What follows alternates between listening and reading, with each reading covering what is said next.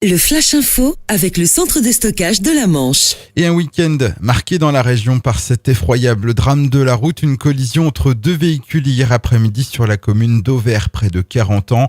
Dans la première voiture, un jeune homme de 19 ans seul à bord est décédé sur le coup après avoir été éjecté de l'habitacle. Dans l'autre véhicule, une famille de 5 personnes dont 3 enfants, tous ont été grièvement blessés. Le père a été évacué vers le centre hospitalier de Cherbourg. La mère et 2 fillettes de 7 et 10 ans ont été dirigées vers l'hôpital mémorial de Saint-Lô. Enfin, un garçonnet de 5 ans a été héliporté vers le CHU de Caen. Effraction et violence dans le quartier des Provinces à Octeville. C'était samedi vers 5h30 du matin. Sur fond d'alcool, un homme a brisé la vitre d'une entrée HLM avant de pénétrer par la fenêtre au domicile d'une amie et de la frapper. Il s'en serait aussi pris à une connaissance venue porter secours. Il a ensuite tenté de prendre la fuite avant d'être rattrapé par la police. Lors de son interpellation, il a outragé l'un des fonctionnaires. Placé en garde à vue, il a été déféré hier devant le parquet de Cherbourg. Beaucoup de soleil pour ce dimanche de la Toussaint en Normandie et des records de chaleur ont même été battus à certains endroits.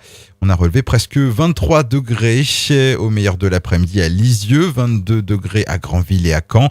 Et aujourd'hui encore du soleil, mais moins de douceur, une dégradation pluvieuse est même attendue pour la nuit prochaine.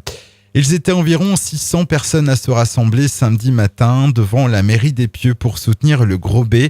Pour rappel, la paillote située à Cioto est menacée de fermeture par arrêté municipal dans le cadre d'une réglementation sur les établissements de bord de mer et de littoral. Le cortège constitué de familles et d'habitués de l'établissement a ensuite défilé en musique dans les rues du bourg avant de rencontrer le maire.